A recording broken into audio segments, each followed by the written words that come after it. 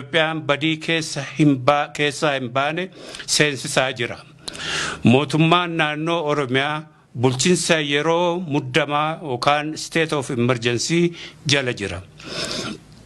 Rakkinni siyaasaa yeroodhaan furamuu dadhabuurraan kan ka'e caasaan mootummaa durii caccabee jira.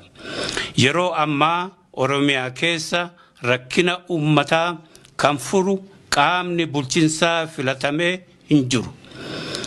Uummanni yeroo ajjeefame, yoo saamame, yoo qabeenya isaa barbadaa'e bakkatti iyyatee furmaata argatu dhabee jira. Kuni yoo akkasitti itti fufee rakkinni kana caalu dhufuu danda'a. Kun falamsiisaa hin ta'u. Kanatti dabalee humnootiin adda addaa socho'uun diigumsa Oromiyaa fi rakkina keessaa bahuu hin dandeenyee fi booda garatti qabnu wallaallu keessa nu galcha jennee amanna. Diigumsi Oromiyaa uummata Oromoo qofa otoo hin taane lammiilee Oromiyaatti rakkina walirraa hin cinne akka fidu beekamaadha. Mataa nama tokko irraa kaasee hanga maatii fi biyyattii Itoophiyaatti rakkina guddaan akka dhufuu jiru eenyuyyuu haaluu hin danda'u. Kanaaf sabatinsaa fi nageenya waaraa argamsiisuuf fallii fi malli daddaffiin itti soqamuun hedduu barbaachisaa tahee argama. Oromoon fi lammiilee Oromiyaa waan hedduu waliin qabu. Biyya tokko, haala jireenyaa tokko, rakkina siyaasaa fi dinagdee wal fakkaatuu fi aadaa waliin qooddachuu bara dheeraaf kan turedha. Keessattuu rakkina addaan poolitikaa biyya Itoophiyaa nutti fide hunda dhalootarraa dhalootatti darbe waliin qabsaa'aa akka turree fi ammas itti jirru beekamaadha. Kunis hariiroo Oromoon lammiilee biraa waliin qabu daran jabaataa fi akka ta'e mul'isaadha. Akkuma armaan dura qabsoo hedduu keessatti waliin dabarsine as geessan amma Oromoo fi lammiileen Oromiyaa harka wal qabannee waliin hojjechuudhaan mootummaa ce'umsaa waloo tolfanne rakkina kana keessaa bahuu fi fedhii keenya waloo fi kan dhuunfaa guuttachuun yeroonsaa amma tahuutti amanna.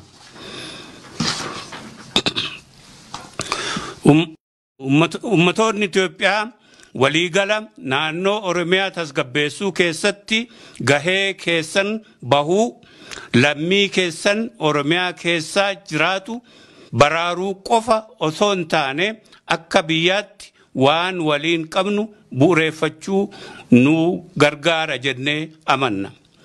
Diigaminsi Oromiyaa waan inni fiduu danda'u hedduu bal'aadha. Rakkina Oromoo fi lammii Oromiyaa keessa jiraatan qofa otoo hin taane rakkina biyya Itoophiyaa waliigalaa fi dhibdee gaanfa Afrikaa akka ta'etti hubachuu qabna.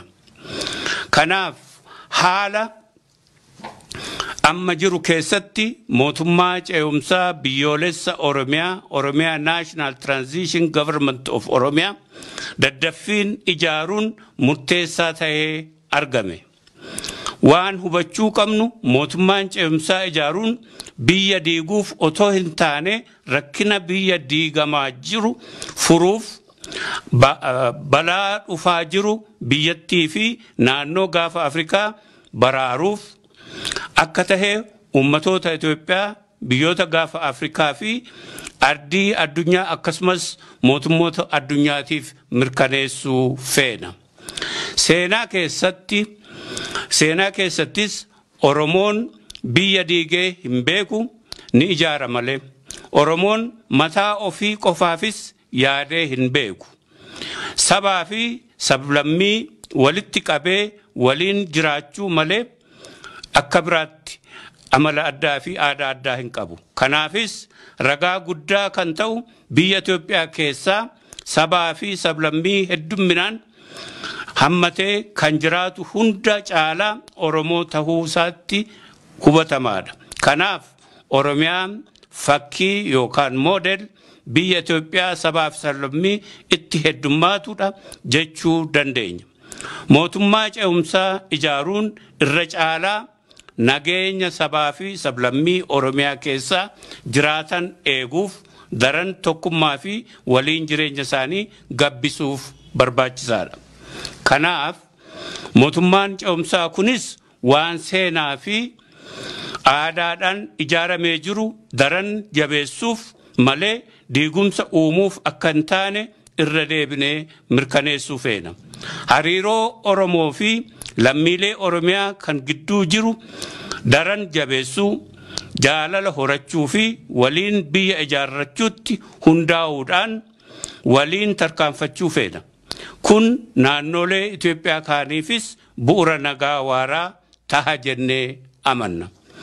Kana keessatti addi bilisummaa Oromoo karaa ittiin Oromoo fi lammiilee Oromiyaa rakkina walxaxaa jireenya keessa guyyaa guyyaa miidhaa jiru waliin akka furannu waamicha isiniin godha.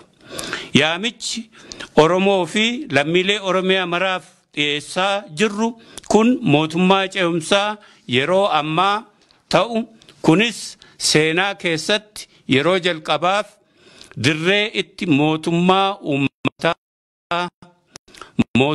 ummataan filatame fi sabaa government of the people by the people for the people ijaaruuf bu'uura tolfannuu fi haala aanjeffannudha. Fuulduratti keenya lammiileen Oromiyaa xiqqaa fi guddaa otoo hin jedhiin kan hundi keessatti sagalee qabu akka ta'u mirkaneessuu feena.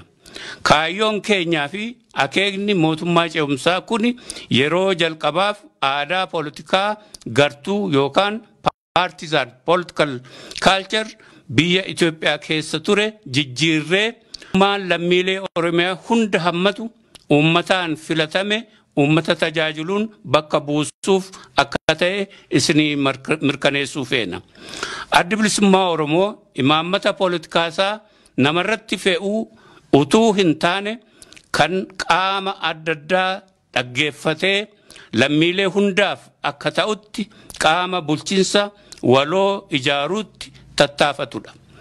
Kana dhugoomsuuf bu'uura kana lammiilee Oromiyaa mara waliin jalqaba hanga ammaatti akka tolfannu isin hubachiisuu feena. Kunis nagaa fi tasgabbii waaraa hunda keenyaaf uuma jennee amanna. Yoo aadaa poolitikaa Itoophiyaa jijjiirree Oromiyaa irratti mootummaa ititaa kan hunda hammatu, kan hunda kabajuu fi kan hunda walqixa tajaajilu ijaarranne yeroo dhiyoo keessatti biyyi keenya maal akka fakkaattu hundi keenya tilmaamuu dandeenya.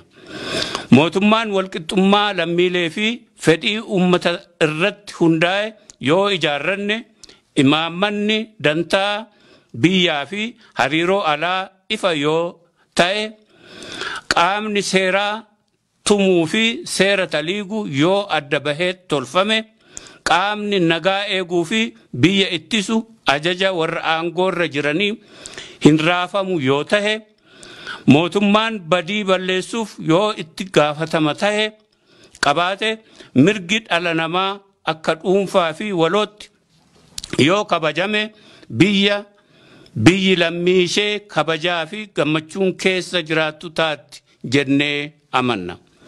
Nagaa fi tasgabbiin jiraannaan sabaa fi sablammiin kuni biyya kooti, kuni mootummaa kooti jedhee amannaan guddinaa fi badhaadhina fiduun nama hin rakkisu. Biyyi keenya badhaatuu fi investmentii addunyaa kan harkiftudha. Garuu nagaa fi tasgabbiin yoo hin jiraanne investoroonni nurraa baqatu. Abbootiin qabeenyaa biyya keessaas ta'e biyya alaa yaaddoo malee akka barbaadanitti invest godhanii fi biyya keenya kadhaa jalaa baasuu kan dandeenyu yoo nagaa fi mootummaan ititaan jiraate qofaadha jennee amanna. Yoo nagaa fi mootummaan ititaan jiraate qofa dargaggoo fi humni barate hojiin biyya ijaarratu wajjin hojii biyya ijaarratu bobba'uu danda'u. Namni nagaa bahee hojjetee maatii isaan jiraachuu danda'a. Qabeenyaan dhuunfaa fi kawwaloo wabii argata. Ijoolleen keenya nagaan bahanii baratanii yookiin hojjetanii nagaan galu. Jibbaa fi lolarraa jaalalaa fi waltumsuutu saba keenya gidduutti dagaaga. Aadaa keenya wal gargaaruu fi wal jajjabeessuu deddeebifnee ijaarrachuu dandeenya. Dhumarratti rakkina poolitikaa yeroo ammaa biyya keenya mudatee jiru hedduu walxaxaadha. Aadaa poolitikaa dulloomee oton toree fi jaarraa hedduu ture jalatti rakkina walxaxaa kana hiikuun hin danda'amne. Yeroo hedduu yaalame. Lubbuu hedduunis itti wareegame. Qabeenya danuun itti barbadaa'ee akkasuu ta'ee hin milkoofne. Rakkina walxaxaa kana walitti dhufnee mari'achuun yoo kana tolfanne qofa keessaa bahuu dandeenya. Ammatti karaan jiru tokkichi mootummaa ce'umsaa biyyoolessa Oromiyaa kan bu'uura nagaa mootummootaa fi naannolee kaaniif tahuu lammiilee Oromiyaan waloon ijaarrachuudha. Kunis bakkatti qooda keenya hirmaannuu fi fedhii keenya keessatti ibsannu ta'a. Akkasumas rakkina nagaa fi tasgabbii amma keessa jirru furachuu kan dandeenyu walitti dhufnee mari'annee mootummaa ce'umsaa biyyoolessa Oromiyaa yoo dhaabbanne qofaa ta'a. Addi Bilisummaa Oromoo ijaarsa mootummaa ce'umsaa kana hojii itti hiikuuf waan qabu hundaan itti bobba'ee milkeessuuf akka hojjetaa jiru mirkaneessuu feena. Yaada uummataa fi kanneen dhimmi ilaalu hunda fudhannee akka uummataaf ta'utti bulchiinsa waliin tolfachuuf yeroo hunda qophii akka taane isinii mirkaneessuu feena. Addi Bilisummaa Oromoo adeemsa bu'uureessuu mootummaa ce'umsa biyyoolessa Oromiyaa kana karaa adda addaa isin quunnamee hojiitti hiikuuf akka isin waliin mari'ate hojjetu isinii mirkaneessuu feena. Maa irratti lammiilee Oromiyaa fi lammiilee saboota kaanii waggaa 50 darban falmaa mirga dimokiraasii mirga ummatootaa akka kabajamu fi walqixxummaa sabaa fi sablammoota falmuu irratti lubbuu isaanii dhaban hundaaf kabajaa kiyya dabarsuun barbaada. Addatti immoo kabajaa bara baraa qabsaa'ota keenya kanaan nu gahaniif haa ta'uun jedha. Akkasumas humna nagaa eegdota biyyaa uummata golguu uummata waliin akka dhaabbatanii fi nagaa buusuuf otoo falmanii lubbuun isaanii darbe kabajaa fi ulfina kennuufii feena.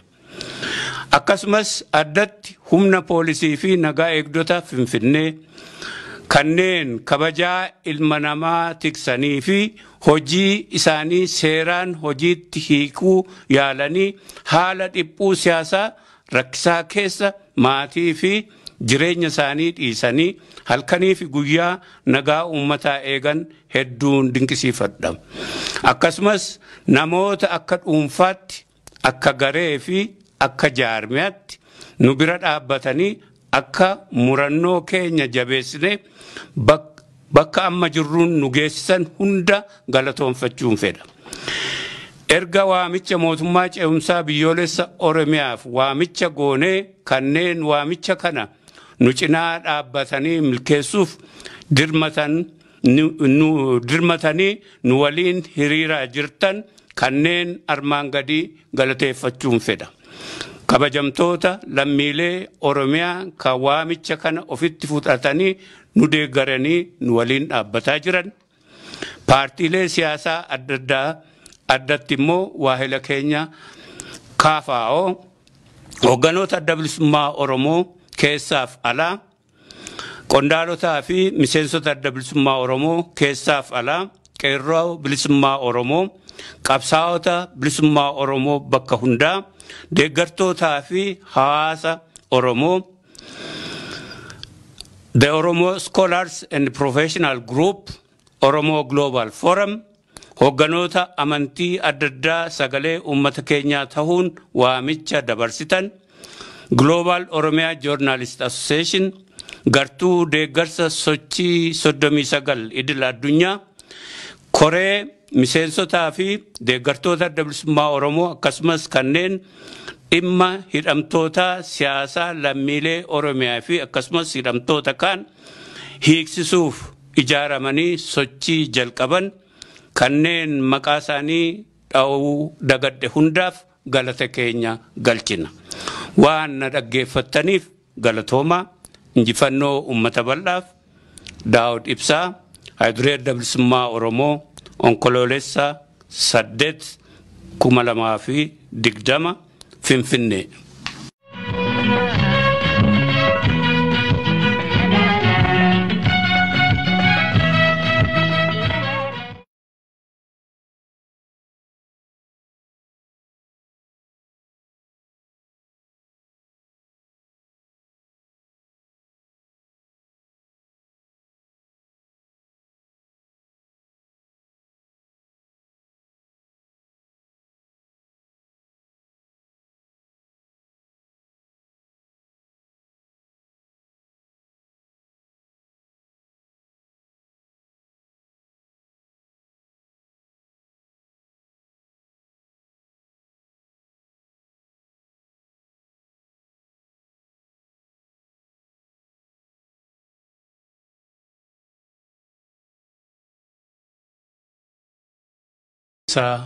Waa hunda erga ijibbaatame booda addunyaa hundaatii fi lammiilee hundaatiif beeksisuun keenya ni yaadatama.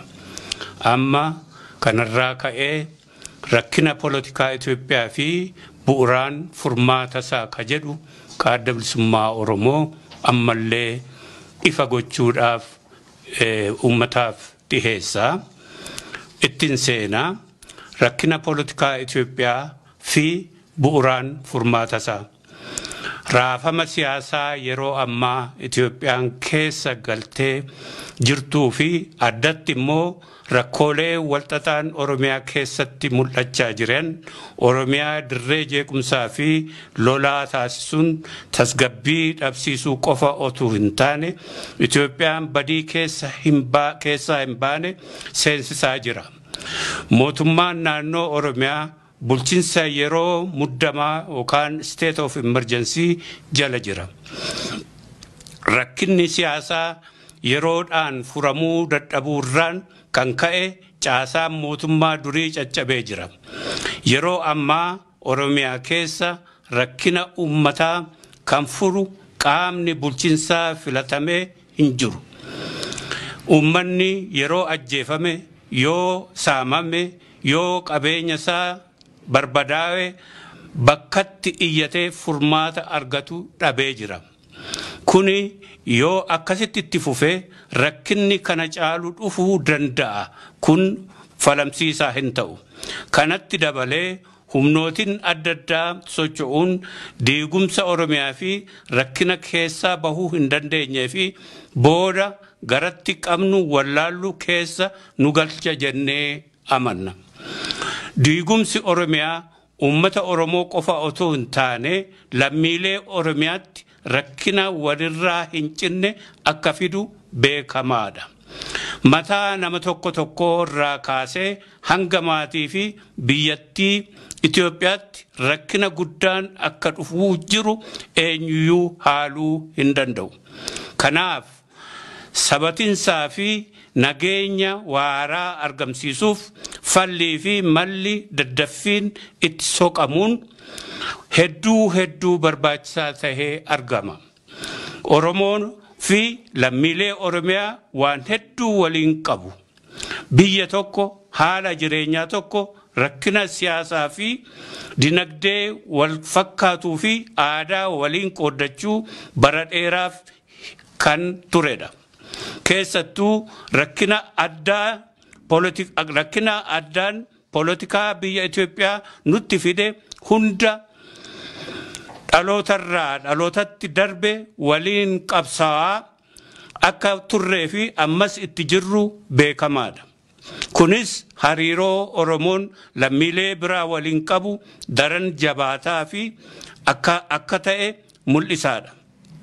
Akkuma armaan dura qabsoo hedduu keessatti waliin dabarsine as geessan amma Oromoo fi lammiileen Oromiyaa harka wal qabannee waliin hojjechuudhaan mootummaa ce'umsaa waloo tolfanne rakkina kana keessaa bahuu fi fedhii keenya waloo fi kan dhuunfaa guuttachuun yeroonsaa amma ta'utti amanna.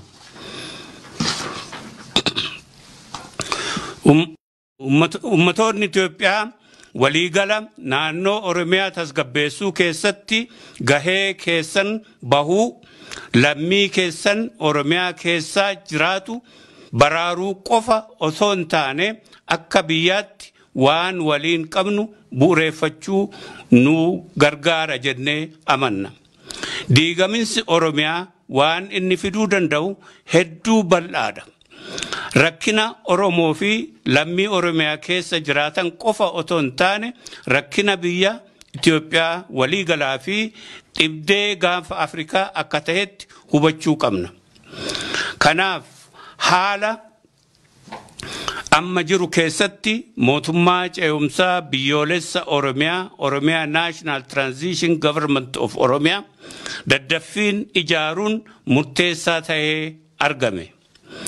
Waan hubachuu qabnu mootummaan ce'umsaa ijaaruun biyya diiguuf otoo hin taane rakkina biyya diigamaa jiru furuuf balaa dhufaa jiru biyyattii fi naannoo gaafa Afrikaa baraaruuf akka tahe ummatoota Itoophiyaa biyyoota gaafa Afrikaa fi ardii addunyaa akkasumas mootummoota addunyaatiif mirkaneessuu feena. Seenaa keessattis Oromoon biyya diigee hin beeku ni ijaara malee. Oromoon mataa ofii qofaafis yaadee hin beeku. Sabaa fi sablammii walitti qabee waliin jiraachuu malee akka biraatti amala addaa fi aadaa addaa hin qabu. Kanaafis ragaa guddaa kan ta'u biyya Itoophiyaa keessaa sabaa fi sablammii heddumminaan hammatee kan jiraatu hunda caalaa Oromoo ta'uu isaatti hubatamaadha. Kanaaf Oromiyaan fakkii yookaan moodel biyya Itoophiyaa sabaa fi sablammii itti heddummaatudha jechuu dandeenya. Mootummaa ce'umsaa ijaaruun irra caalaa nageenya sabaa fi sablammii Oromiyaa keessaa jiraatan eeguuf daran tokkummaa fi waliin jireenya isaanii gabbisuuf barbaachisaadha.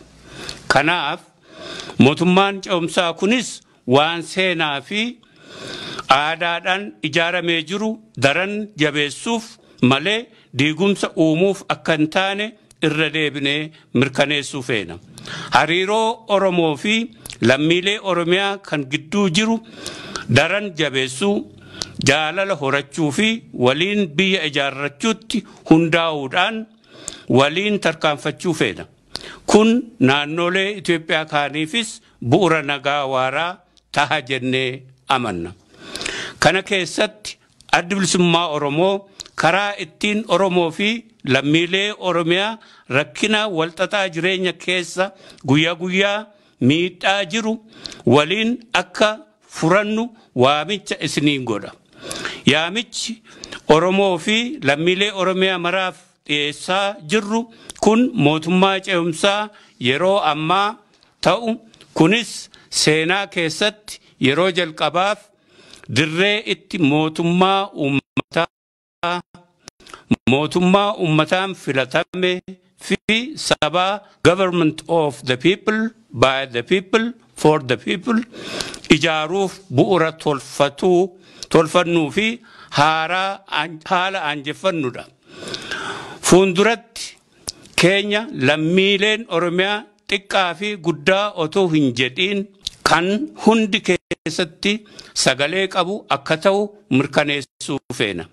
Kaayyoon keenyaa fi akeekni mootummaa ce'umsaa kun yeroo jalqabaaf aadaa poolitikaa gartuu yookaan partisan political culture biyya Itoophiyaa keessa ture jijjiirree maan lammiilee Oromiyaa hunda hammatu ummataan filatame ummata tajaajiluun bakka buusuuf akka ta'e isinii mirkaneessuu feena.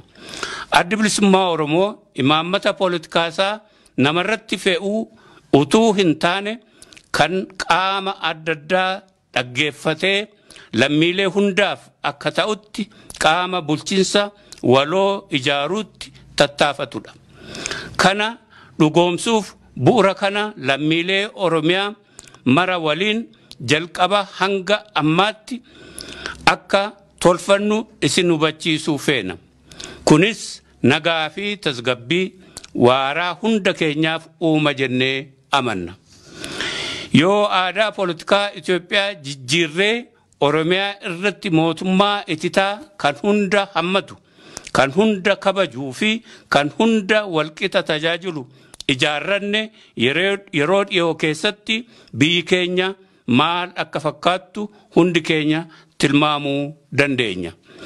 Mootummaan walqixxummaa lammiilee fi fedhii ummata irratti hundaa'e yoo ijaarranne imaammanni dantaa biyyaa fi hariiroo alaa ifa yoo ta'e qaamni seeraa tumuu fi seera taliiguu yoo adda bahee tolfame qaamni nagaa eeguu fi biyya ittisu ajaja warra aangoorra jiranii hin raafamu yoo ta'e mootummaan badii balleessuuf yoo itti gaafatama ta'e qabaate mirgi dhala namaa akka dhuunfaa fi walootti yoo kabajame biyyi lammii ishee kabajaa fi gammachuun keessa jiraattu taatti jennee amanna. Nagaa fi tasgabbiin jiraannaan sabaa fi sablammiin kuni biyya kooti, kuni mootummaa kooti jedhee amannaan guddinaa fi badhaadhina fiduun nama hin rakkisu. Biyyi keenya badhaatuu fi investmentii addunyaa kan harkiftudha. Garuu nagaa fi tasgabbiin yoo hin jiraanne investoroonni nurraa baqatu. Abbootiin qabeenyaa biyya keessaas ta'e biyya alaa yaaddoo malee akka barbaadanitti invest godhanii fi biyya keenya kadhaa jalaa baasuu kan dandeenyu yoo nagaa fi mootummaan ititaan jiraate qofaadha jennee amanna. Yoo nagaa fi mootummaan ititaan jiraate qofa dargaggoo fi humni barate hojiin biyya ijaarratu bobba'uu danda'u. Namni nagaa bahee hojjetee maatii isaan jiraachuu danda'a. Qabeenyaan dhuunfaa fi kan waloo wabii argata. Ijoolleen keenya nagaan bahanii baratanii yookiin hojjetanii nagaan galu. Jibbaa fi lolarraa jaalalaa fi waltumsuutu saba keenya gidduutti dagaaga. Aadaa keenya wal gargaaruu fi wal jajjabeessuu deddeebifnee ijaarrachuu dandeenya. Dhumarratti rakkina politikaa yeroo ammaa biyya keenya mudatee jiru hedduu walxaxaadha. Aadaa politikaa dulloomee oton toree fi jaarraa hedduu ture jalatti rakkina walxaxaa kana hiikuun hin danda'amne. Yeroo hedduu yaalame. Lubbuu hedduunis itti wareegame. Qabeenya danuun itti barbadaa'ee akkasuu ta'ee hin milkoofne. Rakkina walxaxaa kana walitti dhufnee mari'achuun yoo kana tolfanne qofa keessaa bahuu dandeenya. Ammatti karaan jiru tokkichi mootummaa ce'umsaa biyyoolessa Oromiyaa kan bu'uura nagaa mootummootaa fi naannolee kaaniif tahuu lammiilee Oromiyaan waloon ijaarrachuudha. Kunis bakkatti qooda keenya hirmaannuu fi fedhii keenya keessatti ibsannu ta'a. Akkasumas rakkina nagaa fi tasgabbii amma keessa jirru furachuu kan dandeenyu walitti dhufnee mari'annee mootummaa ce'umsaa biyyoolessa Oromiyaa yoo dhaabbanne qofaa ta'a. Addi Bilisummaa Oromoo ijaarsa mootummaa ce'umsaa kana hojiitti hiikuuf waan qabu hundaan itti bobba'ee milkeessuuf akka hojjetaa jiru mirkaneessuu feena. Yaada uummataa fi kanneen dhimmi ilaalu hunda fudhannee akka uummataaf ta'utti bulchiinsa waliin tolfachuuf yeroo hunda qophii akka taane isinii mirkaneessuu feena.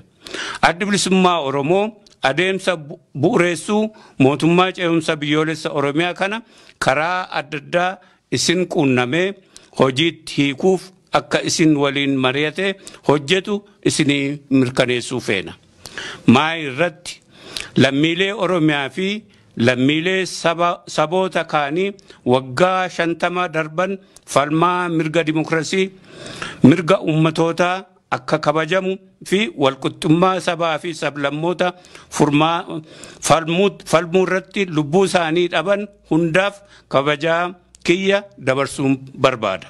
Addatti immoo kabajaa bara baraa qabsaa'ota keenya kanaan nu gahaniif haa ta'uun jedha. Akkasumas humna nagaa eegdota biyyaa uummata golguu uummata waliin akka dhaabbatanii fi nagaa buusuuf otoo falmanii lubbuun isaanii darbe kabajaa fi ulfina kennuufii feena. Akkasumas addatti humna poolisii fi nagaa eegdota Finfinnee kanneen kabajaa ilma namaa tiksanii fi hojii isaanii seeraan hojiitti hiikuu yaalanii haala dhiphuu siyaasaa rakkisaa keessa maatii fi jireenya isaanii dhiisanii halkanii fi guyyaa nagaa uummataa eegan hedduun dinqisiifadha. Akkasumas namoota akka dhuunfaatti akka garee fi akka jaarmiyaatti nu bira dhaabbatanii akka murannoo keenya jabeessine bakka amma jirruun nu geessisan hunda galatoonfachuun fedha. Erga waamicha mootummaa ce'umsaa biyyoolessa Oromiyaaf waamicha goonee kanneen waamicha kana nu cinaa dhaabbatanii milkeessuuf dirmatanii nu waliin hiriiraa jirtan kanneen armaan gadii galateeffachuun fedha. Kabajamtoota lammiilee Oromiyaa kan waamicha kana ofitti fudhatanii nu deeggaranii nu waliin dhaabbataa jiran, paartiilee siyaasaa adda addaa addatti immoo waahila keenya KFO hogganoota adda bilisummaa Oromoo keessaaf alaa, qondaalotaa fi miseensota adda bilisummaa Oromoo keessaaf alaa, qeerroo bilisummaa Oromoo, qabsaa'ota bilisummaa Oromoo bakka hundaa, deeggartootaa fi hawaasa Oromoo, the Oromo Scholars and Professional Group, Oromo Global Forum, hogganoota amantii adda addaa sagalee uummata keenyaa ta'uun waamicha dabarsitan, Global Oromia Journalist Association, gartuu deeggarsa sochii 39 idil addunyaa, koree miseensotaa fi deeggartoota adda bilisummaa Oromoo akkasumas kanneen dhimma hidhamtoota siyaasaa lammiilee Oromiyaa fi akkasumas hidhamtoota kaan hiiksisuuf ijaaramanii sochii jalqaban kanneen maqaa isaanii dha'uu dagadde hundaaf galata keenya galchina. Waan na dhaggeeffattaniif galatoomaa. Injifannoo uummata bal'aaf. Daawud Ibsaa, Hayduree Adda Bilisummaa Oromoo, Onkoloolessa 8/2020 Finfinnee.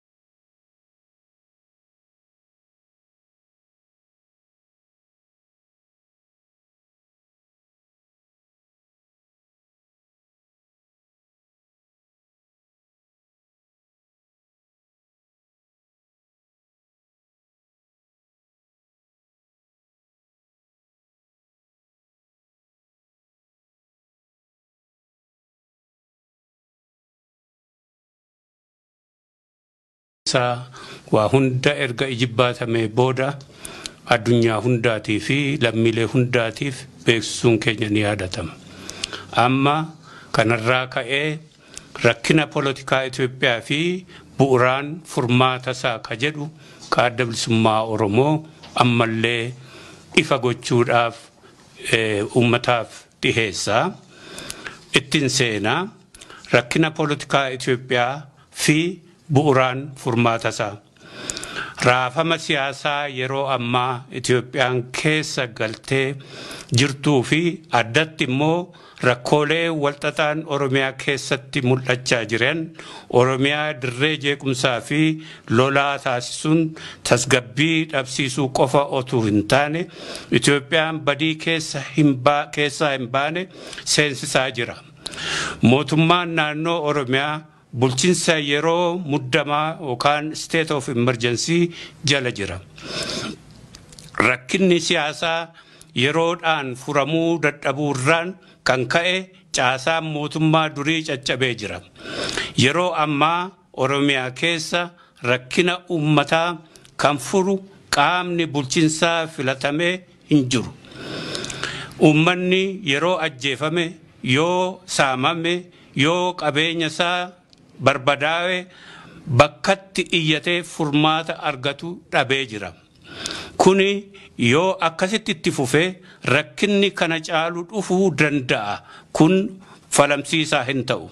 Kanatti dabalee humnootiin adda addaa socho'uun diigumsa Oromiyaa fi rakkina keessaa bahuu hin dandeenyee fi booda garatti qabnu wallaallu keessa nu galcha jennee amanna. Diigumsi Oromiyaa uummata Oromoo qofa otoo hin taane lammiilee Oromiyaatti rakkina walirraa hin cinne akka fidu beekamaadha. Mataa nama tokko irraa kaasee hanga maatii fi biyyattii Itoophiyaatti rakkina guddaan akka dhufuu jiru eenyuyyuu haaluu hin danda'u. Kanaaf sabatinsaa fi nageenya waaraa argamsiisuuf fallii fi malli daddaffiin itti soqamuun hedduu barbaachisaa tahee argama. Oromoon fi lammiilee Oromiyaa waan hedduu waliin qabu. Biyya tokko, haala jireenyaa tokko, rakkina siyaasaa fi dinagdee wal fakkaatuu fi aadaa waliin qooddachuu bara dheeraaf kan turedha. Keessattuu rakkina addaan poolitikaa biyya Itoophiyaa nutti fide hunda dhalootarraa dhalootatti darbe waliin qabsaa'aa akka turree fi ammas itti jirru beekamaadha. Kunis hariiroo Oromoon lammiilee biraa waliin qabu daran jabaataa fi akka ta'e mul'isaadha.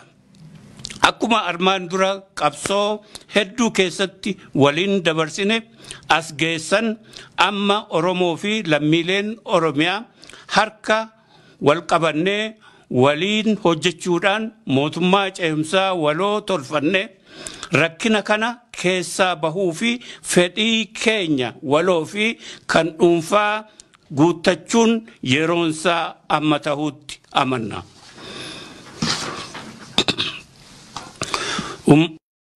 Ummatoonni Itoophiyaa waliigala naannoo Oromiyaa tasgabbeessuu keessatti gahee keessan bahuu lammii keessan Oromiyaa keessaa jiraatu baraaruu qofa osoo hin taane akka biyyaatti waan waliin qabnu bu'uureeffachuu nu gargaara jennee amanna. Diigaminsi Oromiyaa waan inni fiduu danda'u hedduu bal'aadha. Rakkina Oromoo fi lammii Oromiyaa keessa jiraatan qofa otoo hin taane rakkina biyya Itoophiyaa waliigalaa fi dhibdee gaanfa Afrikaa akka ta'etti hubachuu qabna. Kanaaf haala amma jiru keessatti mootummaa ce'umsaa biyyoolessa Oromiyaa National Transition Government of Oromiyaa daddaffiin ijaaruun murteessaa ta'ee argame. Waan hubachuu qabnu mootummaan ce'umsaa ijaaruun biyya diiguuf otoo hin taane rakkina biyya diigamaa jiru furuuf balaa dhufaa jiru biyyattii fi naannoo gaafa Afrikaa baraaruuf akka tahee ummatoota Itoophiyaa biyyoota gaafa Afrikaa fi ardii addunyaa akkasumas mootummoota addunyaatiif mirkaneessuu feena. Seenaa keessattis Oromoon biyya diigee hin beeku ni ijaara malee. Oromoon mataa ofii qofaafis yaadee hin beeku.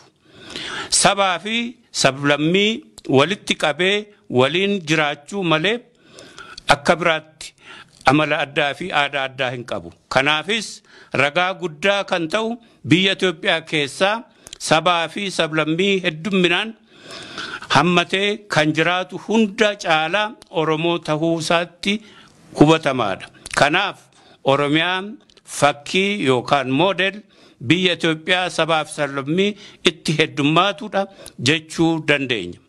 Mootummaa ce'umsaa ijaaruun irra caalaa nageenya sabaa fi sablammii Oromiyaa keessaa jiraatan eeguuf daran tokkummaa fi waliin jireenya isaanii gabbisuuf barbaachisaadha. Kanaaf mootummaan ce'umsaa kunis waan seenaa fi aadaadhaan ijaaramee jiru daran jabeessuuf malee diigumsa uumuuf akka hin taane irra deebinee mirkaneessuu feena.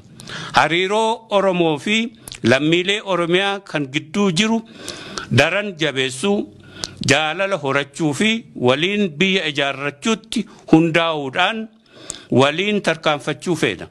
Kun naannolee Itoophiyaa kaaniifis bu'uura nagaa waaraa taha jennee amanna. Kana keessatti addi bilisummaa Oromoo karaa ittiin Oromoo fi lammiilee Oromiyaa rakkina walxaxaa jireenya keessa guyyaa guyyaa miidhaa jiru waliin akka furannu waamicha isiniin godha. Yaamichi Oromoo fi lammiilee Oromiyaa maraaf dhiyeessaa jirru kun mootummaa ce'umsaa yeroo ammaa ta'u kunis seenaa keessatti yeroo jalqabaaf dirree itti mootummaa uummataan filatame fi sabaa government of the people by the people for the people ijaaruuf bu'uura tolfannuu fi haala aanjeffannudha. Fuulduratti keenya lammiileen Oromiyaa xiqqaa fi guddaa otoo hin jedhiin kan hundi keessatti sagalee qabu akka ta'u mirkaneessuu feena. Kaayyoon keenyaa fi akeekni mootummaa ce'umsaa kun yeroo jalqabaaf aadaa poolitikaa gartuu yookaan partisan political culture biyya Itoophiyaa keessa ture jijjiirree lammiilee Oromiyaa hunda hammatu uummataan filatame uummata tajaajiluun bakka buusuuf akka ta'e isinii mirkaneessuu feena. Addi bilisummaa Oromoo imaammata pooletikaasaa namarratti fe'uu utuu hin taane kan qaama adda addaa dhaggeeffatee lammiilee hundaaf akka ta'utti qaama bulchiinsa waloo ijaaruutti tattaafatudha. Kana dhugoomsuuf bu'uura kana lammiilee Oromiyaa mara waliin jalqaba hanga ammaatti akka tolfannu isin hubachiisuu feena. Kunis nagaa fi tasgabbii waaraa hunda keenyaaf uuma jennee amanna. Yoo aadaa poolitikaa Itoophiyaa jijjiirree Oromiyaa irratti mootummaa ititaa kan hunda hammatu, kan hunda kabajuu fi kan hunda walqixa tajaajilu ijaarranne yeroo dhiyoo keessatti biyyi keenya maal akka fakkaattu hundi keenya tilmaamuu dandeenya. Mootummaan walqixxummaa lammiilee fi fedhii uummata irratti hundaa'e yoo ijaarranne imaammanni dantaa biyyaa fi hariiroo alaa ifa yoo ta'e qaamni seeraa tumuu fi seera taliiguu yoo adda bahee tolfame qaamni nagaa eeguu fi biyya ittisu ajaja warra aangoorra jiranii hin raafamu yoo ta'e mootummaan badii balleessuuf yoo itti gaafatama ta'e qabaate mirgi dhala namaa akka dhuunfaa fi walootti yoo kabajame biyyi lammii ishee kabajaa fi gammachuun keessa jiraattu taatti jennee amanna.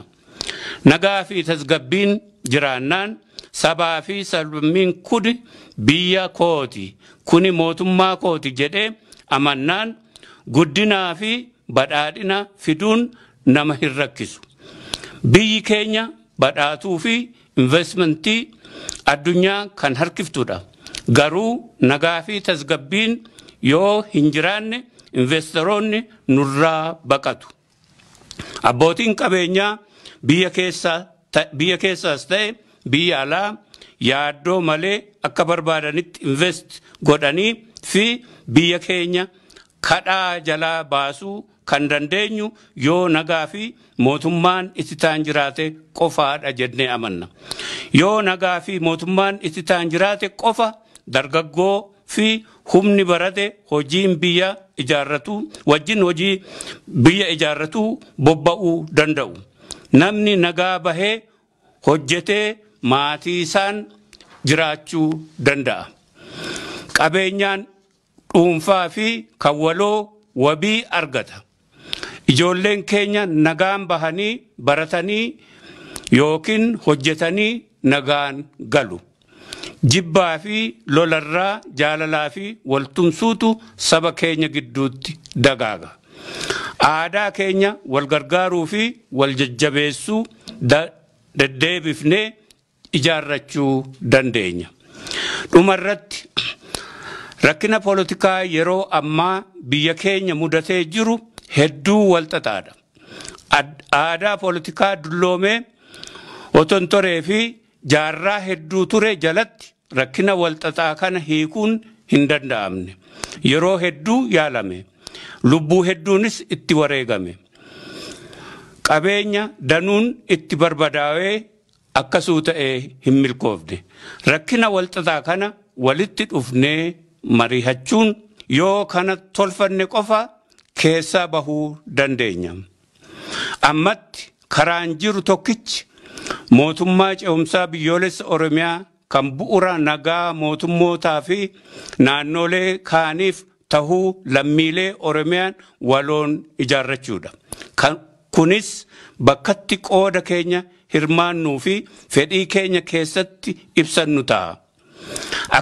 Akkasumas rakkina nagaa fi tasgabbii amma keessa jirru furachuu kan dandeenyu walitti dhufnee mari'annee mootummaa ce'umsaa biyyoolessa Oromiyaa yoo dhaabbanne qofaa ta'a.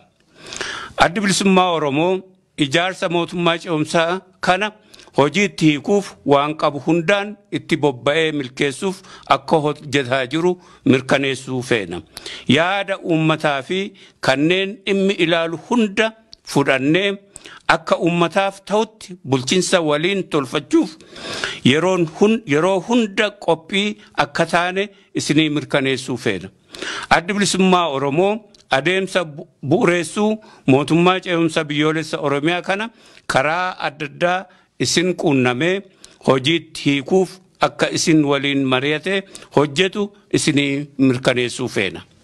Maa irratti lammiilee Oromiyaa fi lammiilee saboota kaanii waggaa 50 darban falmaa mirga dimokiraasii mirga ummatootaa akka kabajamu fi walqixxummaa sabaa fi sablammoota falmuu irratti lubbuu isaanii dhaban hundaaf kabajaa kiyya dabarsuun barbaada. Addatti immoo kabajaa bara baraa qabsaa'ota keenya kanaan nu gahaniif haa ta'uun jedha. Akkasumas humna nagaa eegdota biyyaa uummata golguu uummata waliin akka dhaabbatanii fi nagaa buusuuf otoo falmanii lubbuun isaanii darbe kabajaa fi ulfina kennuufii feena. Akkasumas addatti humna poolisii fi nagaa eegdota Finfinnee kanneen kabajaa ilma namaa tiksanii fi hojii isaanii seeraan hojiitti hiikuu yaalanii haala dhiphuu siyaasaa rakkisaa keessa maatii fi jireenya isaanii dhiisanii halkanii fi guyyaa nagaa uummataa eegan hedduun dinqisiifadha. Akkasumas namoota akka dhuunfaatti akka garee fi akka jaarmiyaatti nu bira dhaabbatanii akka murannoo keenya jabeessine bakka amma jirruun nu geessisan hunda galatoonfachuun fedha. Erga waamicha mootummaa ce'umsaa biyyoolessa Oromiyaaf waamicha goonee kanneen waamicha kana nu cinaa dhaabbatanii milkeessuuf dirmatanii nu waliin hiriiraa jirtan kanneen armaan gadii galateeffachuun fedha. Kabajamtoota lammiilee Oromiyaa kan waamicha kana ofitti fudhatanii nu deeggaranii nu waliin dhaabbataa jiran, paartiilee siyaasaa adda addaa addatti immoo waahila keenya KFO, hogganoota adda bilisummaa Oromoo keessaaf alaa, qondaalotaa fi miseensota adda bilisummaa Oromoo keessaaf alaa, qeerroo bilisummaa Oromoo, qabsaa'ota bilisummaa Oromoo bakka hundaa, deeggartootaa fi hawaasa Oromoo, the Oromo Scholars and Professional Group, Oromo Global Forum, hogganoota amantii adda addaa sagalee uummata keenyaa ta'uun waamicha dabarsitan, Global Oromia Journalist Association, gartuu deeggarsa sochii 39 idil addunyaa, koree miseensotaa fi deeggartoota adda bilisummaa Oromoo akkasumas kanneen dhimma hidhamtoota siyaasaa lammiilee Oromiyaa fi akkasumas hidhamtoota kaan hiiksisuuf ijaaramanii sochii jalqaban kanneen maqaa isaanii dha'uu dagadde hundaaf galata keenya galchina. Waan na dhaggeeffattaniif galatoomaa. Injifannoo uummata bal'aaf. Daawud Ibsaa, Hayduree Adda Bilisummaa Oromoo, Onkoloolessa 8/2020 Finfinnee.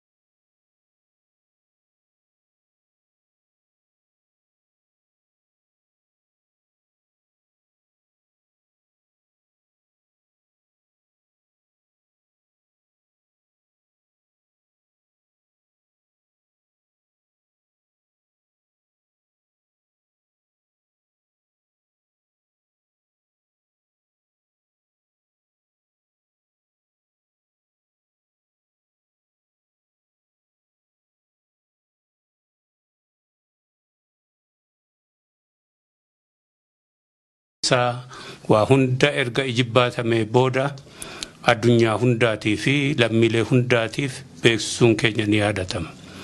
Amma kanarraa ka'ee rakkina poolitikaa Itoophiyaa fi bu'uuraan furmaata isaa ka jedhu ka adda bilisummaa Oromoo ammallee ifa gochuudhaaf uummataaf dhiheessaa. Ittiin seenaa rakkina poolitikaa Itoophiyaa fi bu'uuraan furmaata isaa. Raafama siyaasaa yeroo ammaa Itoophiyaan keessa galtee jirtuu fi addatti immoo rakkoolee walxaxaan Oromiyaa keessatti mul'achaa jiran Oromiyaa dirree jeequmsaa fi lolaa taasisuun tasgabbii dhabsiisuu qofa otuu hin taane Itoophiyaan badii keessaa hin baane seensisaa jira. Mootummaan naannoo Oromiyaa bulchiinsa yeroo muddamaa yookaan state of emergency jala jira. Rakkinni siyaasaa yeroodhaan furamuu dadhabuurraan kan ka'e caasaan mootummaa durii caccabee jira. Yeroo ammaa Oromiyaa keessa rakkina uummataa kan furu qaamni bulchiinsaa filatamee hin jiru.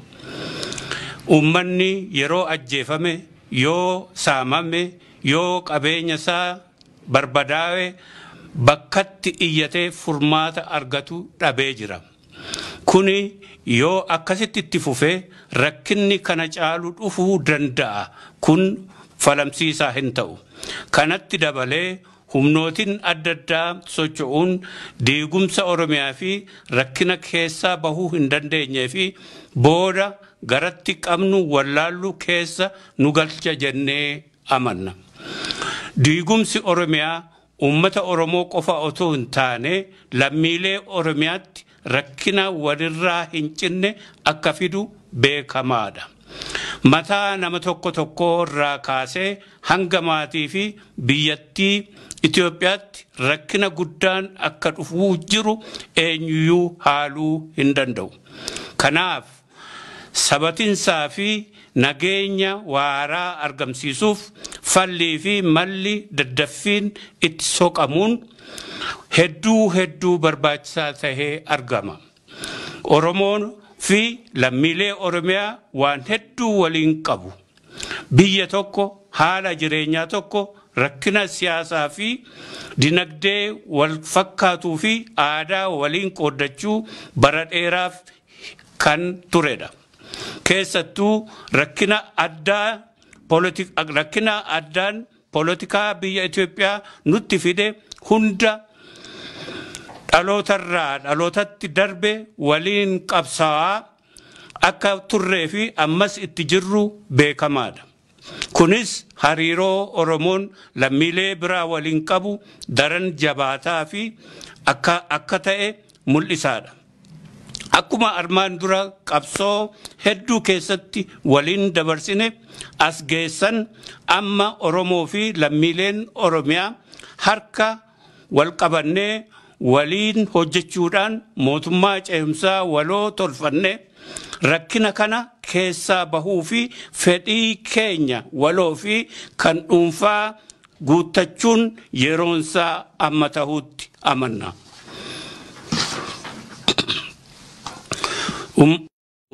Ummatoonni Itoophiyaa waliigala naannoo Oromiyaa tasgabbeessuu keessatti gahee keessan bahuu lammii keessan Oromiyaa keessaa jiraatu baraaruu qofa osoo hin taane akka biyyaatti waan waliin qabnu bu'uureeffachuu nu gargaara jennee amanna. Diigaminsi Oromiyaa waan inni fiduu danda'u hedduu bal'aadha. Rakkina Oromoo fi lammii Oromiyaa keessa jiraatan qofa osoo hin taane rakkina biyya Itoophiyaa waliigalaa fi dhibdee gaafa Afrikaa akka ta'etti hubachuu qabna. Kanaaf haala amma jiru keessatti mootummaa ce'umsaa biyyoolessa Oromiyaa National Transition Government of Oromiyaa daddaffiin ijaaruun murteessaa ta'ee argame. Waan hubachuu qabnu mootummaan ce'umsaa ijaaruun biyya diiguuf otoo hin taane rakkina biyya diigamaa jiru furuuf balaa dhufaa jiru biyyattii fi naannoo gaafa Afrikaa baraaruuf akka tahee ummatoota Itoophiyaa biyyoota gaafa Afrikaa fi ardii addunyaa akkasumas mootummoota addunyaatiif mirkaneessuu feena. Seenaa keessattis Oromoon biyya diigee hin beeku ni ijaara malee. Oromoon mataa ofii qofaafis yaadee hin beeku. Sabaa fi sablammii walitti qabee waliin jiraachuu malee akka biraatti amala addaa fi aadaa addaa hin qabu. Kanaafis ragaa guddaa kan ta'u biyya Itoophiyaa keessaa sabaa fi sablammii heddumminaan hammatee kan jiraatu hunda caalaa Oromoo tahuu isaatti hubatamaadha.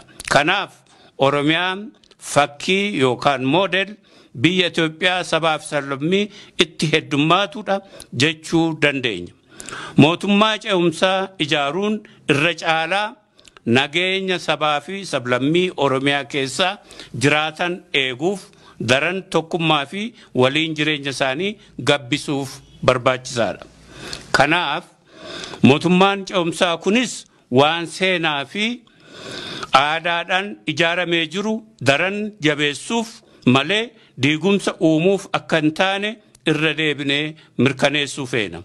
Hariiroo Oromoo fi lammiilee Oromiyaa kan gidduu jiru daran jabeessuu, jaalala horachuu fi waliin biyya ijaarrachuutti hundaa'uudhaan waliin tarkaanfachuu feena.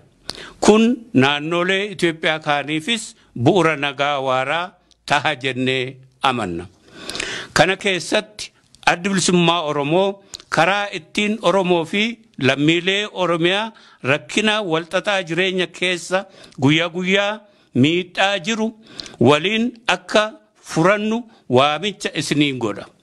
Yaamichi Oromoo fi lammiilee Oromiyaa maraaf dhiyeessaa jirru kun mootummaa ce'umsaa yeroo ammaa ta'u kunis seenaa keessatti yeroo jalqabaaf dirree itti mootummaa uummataan filatame fi sabaa government of the people by the people for the people ijaaruuf bu'uura tolfannuu fi haala aanjeffannudha. Fuulduratti keenya lammiileen Oromiyaa xiqqaa fi guddaa otoo hin jedhiin kan hundi keessatti sagalee qabu akka ta'u mirkaneessuu feena. Kaayyoon keenyaa fi akeekni mootummaa ce'umsaa kun yeroo jalqabaaf aadaa poolitikaa gartuu yookaan partisan political culture biyya Itoophiyaa keessa ture jijjiirree lammiilee Oromiyaa hunda hammatu uummataan filatame uummata tajaajiluun bakka buusuuf akka ta'e isinii mirkaneessuu feena. Addi Bilisummaa Oromoo imaammata pooletikaasaa namarratti fe'uu utuu hin taane kan qaama adda addaa dhaggeeffatee lammiilee hundaaf akka ta'utti qaama bulchiinsa waloo ijaaruutti tattaafatudha. Kana dhugoomsuuf bu'uura kana lammiilee Oromiyaa mara waliin jalqaba hanga ammaatti akka tolfannu isin hubachiisuu feena. Kunis nagaa fi tasgabbii waaraa hunda keenyaaf uuma jennee amanna. Yoo aadaa poolitikaa Itoophiyaa jijjiirree Oromiyaa irratti mootummaa ititaa kan hunda hammatu, kan hunda kabajuu fi kan hunda walqixa tajaajilu ijaarranne